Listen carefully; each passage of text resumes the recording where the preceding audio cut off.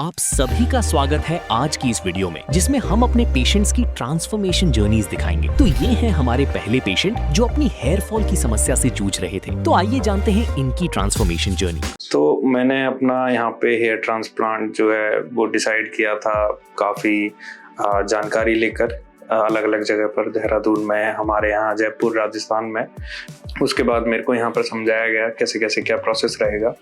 तो प्रोसेस समझने के बाद फिर मैंने मन बनाया कि ठीक है, मैं यहीं से कराता हूँ, ट्रस्ट करता हूँ। सो कॉन्फिडेंस इस हद तक गिर जाता है कि मेरे पास तो कैप्स का कलेक्शन है, लगभग 10 से 11 कैप ही मेरे पास हैं जो मैंने पिछले 2-3 साल में इकट्ठी करी थी। हेलो एवरीवन, मेरा नाम रवि है, मैं राजस्थान से हूँ और मैंने जो अपनी पीआरपी है वो अपने 24 में ही कराई थी, यहाँ से QHT हरिद्वार से। और इसका जो भी आगे की रिव्यू और बातें हैं वो हम आगे अब बताएंगे, सवाल जवाब जैसा कि मेरे से पूछा जाएगा। तो मैंने अपना यहाँ पे हेयर ट्रांसप्लांट जो है वो डिसाइड किया था काफ़ी जानकारी लेकर, अलग अलग जगह पर, देहरादून में, हमारे यहाँ जयपुर राजस्थान में। फिर काफ़ी जगह जब नॉलेज ली इस चीज़ की, तो स्टार्टिंग में तो डर सबको रहता है, फिर बट एक ट्रस्ट वाली बात होती है। तो क्योंकि मैंने देखा, फिर सबसे प्राइमरली मैं बताऊंगा तो मैंने राजपाल यादव की जो वीडियो देखी QHT हरिद्वार की, तो मेरा ट्रस्ट वहां से थोड़ा जगा कि मैंने कहा हाँ, सही जगह है, यहाँ पर जाकर पहले जानकारी लेते हैं। फिर मैं यहाँ पर आया, मैंने कंसल्ट किया डॉक्टर से, तो उन्होंने मेरे को सब प्रोसीजर बताया कि ऐसे ऐसे होता है। मैं अपने हेयर फॉल जब से मेरा शुरू हुआ था, उससे पहले से ही, हेयर ट्रांसप्लांट से पहले से ही मैं अपनी पीआरपी ले रहा था दिल्ली में एक जगह से। बट मैं देख रहा था कि पीआरपी से डायरेक्ट इतना मेरे को कोई इम्प्रूवमेंट नहीं हो रहा। फिर मैंने हेयर ट्रांसप्लांट का मन बनाया था, फिर मैंने यहाँ पर आकर कंसल्ट किया। उसके बाद मेरे को यहाँ पर समझाया गया कैसे कैसे क्या प्रोसेस रहेगा। तो प्रोसेस समझने के बाद फिर मैंने मन बनाया कि ठीक है, मैं यहीं से कराता हूँ, ट्रस्ट करता हूँ। और 26 मई 2024 को मैंने अपना ट्रांसप्लांट किया था और आज है 25 जून 2025। तो लगभग जो है 13 महीने हो चुके हैं। सो दिस टाइम मेरी ये 7th पीआरपी कराने के लिए आया हूँ मैं 11 महीने में। तो अभी ये है कि जब आपका हेयर ट्रांसप्लांट होता है, जिस दिन आपका हेयर ट्रांसप्लांट बताते हैं कि डॉक्टर आपको करेंगे, उस दिन सबसे पहले प्रोसेस होता है कि आपके पहले हेड को शेव करा जाता है, जिससे बालों की जो लेंथ है वो बिल्कुल कम कर दें। और वहां पर स्लिट्स बनाए जाते हैं जहां पर बाल लगेंगे। तो अगर आपका ज्यादा एरिया है अगर हेयर ट्रांसप्लांट के लिए, तो उसमें 2 दिन लगते हैं मोस्टली। पहले दिन स्लिट बनाते हैं, दूसरे दिन ग्राफ्ट लगाते हैं। स्लिट मतलब आपकी जगह बनाते हैं सर में, कहाँ जहां पर बाल लगेंगे, और अगले दिन फिर वहां पर ग्राफ्ट आपके लगाते हैं। अगले दिन ही ग्राफ्ट निकालते हैं, हैंड टू हैंड लगाते हैं। इसीलिए उसका सक्सेस रेट यहाँ पर QHT में ज्यादा है। सो मैं यहाँ पर आया था उस दिन, फिर हेयर ट्रांसप्लांट हुआ, स्लिट्स बने, और हेयर ट्रांसप्लांट होने के बाद फिर मैं एक दिन हरिद्वार में ही रुका, फिर मैं अपने जो है घर चला गया। सो आपको इनिशियली जो है ध्यान रखना होता है, सर्जरी के 7 से 10 दिन तो सबसे ज्यादा ध्यान रखना होता है कि आपको हेड का मूवमेंट थोड़ा डाउन नहीं लेना, जिससे आपका ब्लड फ्लो हेड में अचानक से ज्यादा ना बढ़े। और आपको सर नहीं लगाना किसी भी चीज पर, रगड़ना नहीं है सर को, जैसे सोते टाइम हो जाता है कभी कभार। तो इन चीजों की केयर करनी होती है, और ये इतना सोचने वाली बात नहीं है, बिकॉज बहुत इजी हो जाता है। आप आजकल वो चल गए हैं जो बसों में हम ट्रेवल करते टाइम यूज करते हैं, नेक पिलो, उसको आप पहन के सो सकते हो बैठे बैठे चेयर पे। तो मैंने यही किया था पर्सनली, और तो उसमें कोई प्रॉब्लम नहीं आती थी हेड को स्ट्रेट रखने में। 7 दिन के बाद आपको फिर थोड़ा 10-15 दिन और कैप पहन के रखनी पड़ती है, सर्जिकल कैप, जिससे आपके मेनली डस्ट और धूप ना जाए डायरेक्ट जहां पर आपके हेयर ट्रांसप्लांट हुए हैं।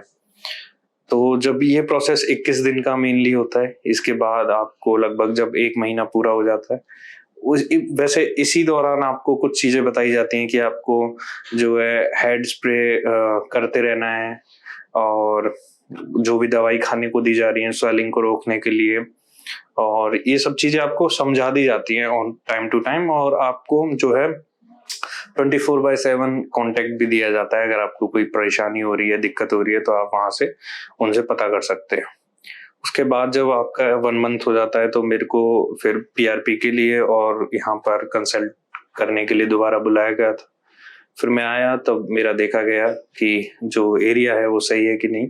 उसके बाद उसमें पीआरपी की गई। देन आपको फिर इसमें कुछ ऐसा केयर वाली बात नहीं है कि आपको उतना ही हसल करना पड़ेगा इस चीज में, बट आपको ये है कि मोरल थोड़ा डाउन हो जाता है बिकॉज 1 मंथ और 1.5 मंथ के बाद आपका शेडिंग फेज लगभग शुरू होने लगता है। तो आपका फिर 3-4 महीने तक शेडिंग फेज चलता है। शेडिंग फेज में कुछ नहीं है कि जो आपके बाल लगाए गए हैं शाफ्ट्स, तो उनका जो रूट का एरिया है वो तो लगा दिया, इम्प्लांट कर दिया आपके सर में। तो उसके ऊपर का जो बाल है वो झड़ने लगता है क्योंकि अभी वो नया लगा है जैसे। बट हमको ऐसा ना लगे कि वो पूरा हमारा डैमेज हो गया सर, नहीं। उसमें जो जड़ होती है वो नीचे ही होती है सर में, और वो बाद में 3-4 महीने के बाद उगने लगती है। तो यही होता है शेडिंग फेज में। मोस्टली लोग डरने लगते हैं कि हमारा तो ट्रांसप्लांट खराब हो गया, बट ऐसा नहीं होता। उसके बाद आपको केयर यही करनी होती है कि आपको मिनॉक्सिडिल यूज करना है टाइम टू टाइम, अपना हेयर वाइटामिन खाने हैं, और पीआरपी को इनिशियली एवरी मंथ रखें। उसके बाद साल में 2 बार 3 बार जितना भी आपसे हो सकता है, और यही मेजरली केयर होती है। और यहाँ पर जब डॉक्टर्स की बात करें तो काफी अच्छे से समझाते हैं डॉक्टर्स। ऐसा नहीं है कि आपको सिर्फ बताया और ठीक है बोल दिया कि आप करा लीजिए। आपको इनिशियली सब समझा दिया जाएगा, इनिशियल स्टेज से लेके लास्ट तक सब समझा दिया जाएगा। मेरे को यहाँ पर ऑलरेडी 11 से 12 महीने हो चुके हैं अब। इनिशियली जब मैं यहाँ पर आया था तो डॉक्टर्स ने जब चीजें समझाई थी, तब मैंने उनको अपने पुराने कुछ फोटोज दिखाए थे। मैंने कहा कि जब मैं अब से 2 साल पहले जब मेरे हेयर फॉल शुरू हुआ था, उस टाइम पे मेरी हेयर लाइन ऐसी थी। तो वो डॉक्टर्स ने देखे और उसी के अकॉर्डिंग फिर उन्होंने हेयर लाइन जो है डिजाइन करी। और वो आपकी हेयर लाइन ऐसा भी नहीं है कि कुछ ज्यादा नीचे हो या ज्यादा ऊपर करें, वो बस उसको ऑप्टिमल लेवल पे रखते हैं, जिससे कि आप ऐसा ना हो कि 10 साल बाद वो अजीब लगे या अभी से अजीब न लगने लगे। सो मेनली क्या होता है कि आपका जब भी हेयर फॉल होना शुरू होता है तो इनिशियली आप सोचते हो कि अब मैं क्या करूं, और आप तरह तरह के प्रोडक्ट्स हम लोग यूज करते हैं जिसके भी हेयर फॉल होता है। उसी लाइन में मैं भी था, उसी ग्रुप में मैं भी था। मैंने भी हर प्रोडक्ट यूज किया है बाहर से, और हर हेयर फॉल का जो भी बोलेंगे टैबलेट और जितने भी मार्केट में ऑयल है, सीरम्स है, सब मैंने अप्लाई किए, सब मैंने यूज किए। बट मुझे कोई ऐसा खासा रिजल्ट नहीं मिला बिकॉज हेयर फॉल मोस्टली जो मेंस में होता है वो जेनेटिक ही होता है, तो वो बाहर की चीजों से ऐसे कंट्रोल होता नहीं है, रुकता नहीं है। फिर जब मैंने लास्ट में डर्मेटोलॉजिस्ट से बात करी तो उन्होंने फिर पीआरपी के लिए सजेस्ट किया, तो फिर मैंने पहले पीआरपी कराई। 4-5 पीआरपी मेरी हो गई, तब मेरे को समझ आया कि पीआरपी में भी मैं इन्वेस्ट कर रहा हूँ इतना, बट उसका रिजल्ट नहीं आ रहा। फिर मैंने यहाँ पर आकर जब बात करी तो उन्होंने समझाया कि जब रूट्स ही नहीं है, ऑलरेडी रूट्स आपकी जा चुकी हैं स्काल्प पे से, तो पीआरपी भी नहीं उगा सकती उनको। तो मेनली हमें रूट्स ही वापस लगानी पड़ेंगी ट्रांसप्लांट करके, तो उसके बाद पीआरपी जो है वो फायदा करेगी आपको। तो फिर ये चीज मेरे को जब समझ आई तो फिर अब जो है इजी लगता है ये सब। इनिशियली जब आप स्टार्ट करते हो कि ये सब प्रोसेस क्या है, तब आपको बहुत टफ लगता है कि बहुत मुश्किल चीजें होंगी, बट जब आप एक कदम आगे रख देते हो तो आपको सब समझ आने लगता है कि क्या प्रोसेस है इन चीजों का। उसके बाद आपका जो कॉन्फिडेंस है वो काफी लो होने लगता है जब आपका हेयर फॉल होता है। मेरे साथ भी यही बात थी। आपकी मेनली एज जो है मेंस में वो लगभग मैं तो कहूँगा 15 साल ऊपर ही चली जाती है। अगर आप 25 के हो तो 40 के लगने लगोगे। लेकिन जैसे ही आपकी हेयर लाइन दोबारा मेंटेन की जाती है, हेयर दोबारा लगाए जाते हैं और आपकी हेयर ग्रोथ को आप जो है इम्प्रूव करते हो, मेंटेन करते हो आगे चल के, तो वो फिर दोबारा कॉन्फिडेंस आपका वापस आ जाता है। कॉन्फिडेंस इस हद तक गिर जाता है कि मेरे पास तो कैप्स का कलेक्शन है। लगभग 10 से 11 कैप ही मेरे पास हैं जो मैंने पिछले 2-3 साल में इकट्ठी करी थी, क्योंकि मैं हमेशा कैप्स ही पहनता था। मेरे को खुद ही पसंद नहीं था कि मैं मिरर के आगे जाऊं और जो है देखूं अपने फेस को, बिकॉज वो अजीब लगने लगता है, स्पेशली जब आप यंग एज में होते हैं तो आपको काफी अजीब लगता है वो। तो फिर अब ये है कि अब आप देख सकते हो काफी, बस ये है कि ये थोड़े हेलमेट से ऐसे हो गए, बाकी इनको मैं मेंटेन करके रखूं तो काफी अच्छी लगती है हेयर स्टाइल, आपका कॉन्फिडेंस अंदर से जाता है। आप तो जैसा कि आप फोटोज में देख पा रहे होंगे, मेरी जो हेयर लाइन थी वो काफी पीछे रिसीड कर गई थी, और अभी जो है वो हेयर लाइन डॉक्टर ने जो बनाई है वो काफी अच्छी है। और मेरा तो ये मानना था कि साइड में भी जो है टेम्पल्स इम्प्रूव किए जाएं, बट एज डॉक्टर सजेस्टेड कि नहीं, वो आगे जाकर अच्छे नहीं लगेंगे। जैसे कि मेरी एज अगले 5 साल में बढ़ेगी, मैं अपने 30s में आऊंगा, तो क्योंकि नेचुरली भी थोड़े पीछे जाने चाहिए मेल्स के जो बाल होते हैं, तो वो अजीब ही लगेंगे फिर बिल्कुल। तो उस रिगार्डिंग सिर्फ मेरी हेयर लाइन पे काम किया गया था और काफी अच्छा इम्प्रूवमेंट है। आप दोनों फोटोज को कंपेयर कर सकते हैं।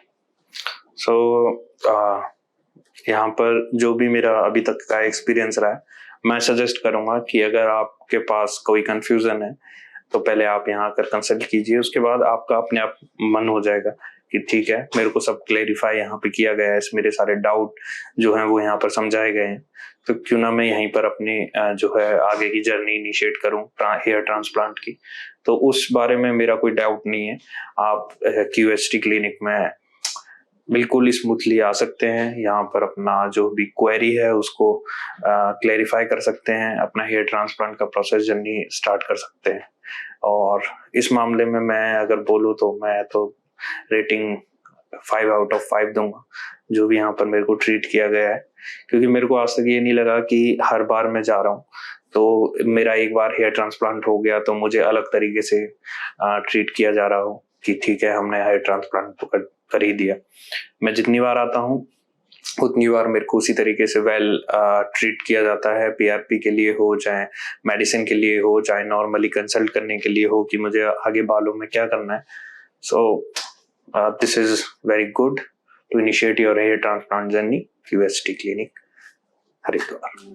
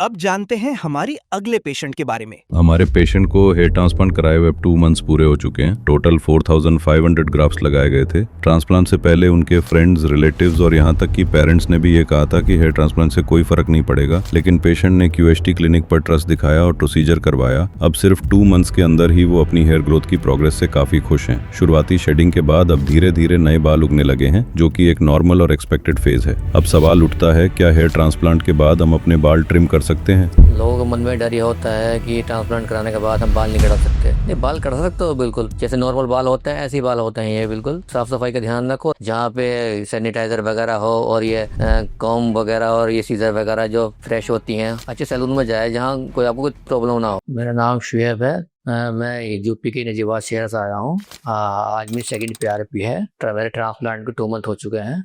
मैं QHT क्लिनिक आया हूँ आज। मैं आया था यहाँ पर फर्स्ट टाइम, डॉक्टर से कंसल्ट करा मैंने, उन्होंने मुझे समझाया। फर्स्ट टाइम आया, उन्होंने मुझसे मिला और सेकंड दिन मुझे उन्होंने फिर बुलाया। फिर थर्ड दिन मेरी सर्जरी हुई और सर्जरी होने के बाद ना तो मुझे कोई पेन हुआ ऐसा, ना कोई प्रॉब्लम हुई। बहुत अच्छे से हुआ, जैसे मैं घबरा रहा था ऐसा कुछ नहीं हुआ, डर लग रहा था मुझे, पर बहुत अच्छे से रिलैक्स सर्जरी हो गई मेरी। मेरे 4500 ग्राफ लगे थे और मेरे डोनर एरिया जो था वो 1 महीने में नॉर्मल हो चुका था और अब मैं फिलहाल ठीक हूँ, कोई प्रॉब्लम नहीं है। और शेडिंग फेस मेरा फिलहाल 20% है, भी मेरा ज़्यादा नहीं है। मुझे यकीन नहीं हो रहा था मेरे बाल दोबारा से आ जाएंगे। लोग ताजुब कर रहे हैं, मेरे दोस्त भी, वो मना करते थे नहीं आ पाएंगे। जब उन्होंने देखा वो भी आश्चर्य में रह गए। जो भी कोई पूछता है मुझसे कि आपके बाल कैसा है, मैंने बोला मैंने हेयर ट्रांसप्लांट कराया है QHT से। तो कुछ लोग मुझसे बोल रहे हैं कि जो मेरे फ्रेंड लोग से जिनके बाल चले गए हैं, वो मुझसे कह रहे हैं कि हमें भी कराना है। मैंने उनको सलाह दी है कि QHT क्लिनिक आएं और अपना हेयर ट्रांसप्लांट कराएं। डॉक्टर ने मुझे सेफ्टी प्रोटोकॉल बताया था, जिससे मेरा ब्लड टेस्ट हुआ, सैंपल चेक हुआ, मेरा ब्लड प्रेशर वगैरह सब नॉर्मल चेक करा उन्होंने। उसके बाद मुझे सर्जरी करी और आजकल जैसे चल रहा है मामला ट्रांसप्लांट में, ऐसे ऐसी घटनाएं सुनने को मिल रही हैं, उस हिसाब से बहुत बेस्ट हेयर ट्रांसप्लांट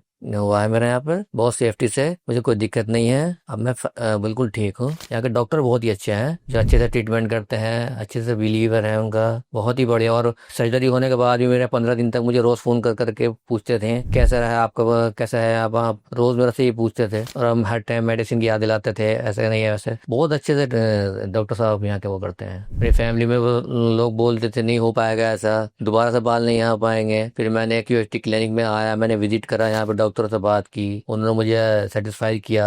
मुझे भी लगा कि शायद आ पाए बाल। तो मेरे घर वालों को बिलीव ही नहीं हो पा रहा है कि दोबारा बाल मेरे फिर आ रहे हैं। तो अब मेरे फैमिली वाले बहुत खुश हैं, मेरे दोस्त भी, सब भी, और मैं भी बहुत खुश हूँ। मुझे अच्छा लग रहा है। मैंने पहले मैं कैप लगाता था, अब मैंने बिल्कुल कैप लगाना छोड़ दिया। मुझे वो यकीन नहीं हो रहा है कि मेरे दोबारा बाल आ गए हैं। अब मेरा कॉन्फिडेंस अच्छा हो गया है। पहले मेरा कॉन्फिडेंस लेवल बहुत लो था। मुझे अपनी फिलहाल कंडीशन को देख करके लग रहा है मेरा रिजल्ट जो है अमेजिंग आएगा। जैसे मेरी ग्रोथ हो रही है ना, मुझे लग रहा है कि अमेजिंग रिजल्ट आएगा मेरा, बहुत अच्छा। मेरी ग्रोथ अच्छी है, मुझे अच्छा लग रहा है। लोगों के मन में डर ये होता है कि ट्रांसप्लांट कराने के बाद हम बाल नहीं कटा सकते। नहीं, बाल कटा सकते हो बिल्कुल, पर थोड़ी सावधानी रखनी पड़ेगी आपको कि थोड़ा साफ सफाई और अपना हेड वगैरह क्लीनिंग अच्छे से, जो गंदा ना हो, डैंड्रफ ना हो, बस यही ध्यान रखने की जरूरत है। बाकी कोई दिक्कत नहीं है, जैसे नॉर्मल बाल होते हैं ऐसे ही बाल होते हैं। ये बिल्कुल साफ सफाई का ध्यान रखो और अच्छे से अपना क्लीन रखो। मैं ये कहना चाहूंगा, आप जहाँ भी सैलून में जाए, अपने हाइजीनिक सैलून में जाए, जहाँ पे सैनिटाइजर वगैरह हो और ये कॉम वगैरह और ये सीजर वगैरह जो फ्रेश होती हैं, अच्छे सैलून में जाए जहाँ कोई आपको कुछ प्रॉब्लम ना हो। मैं ये कहना चाहूंगा बस। मैं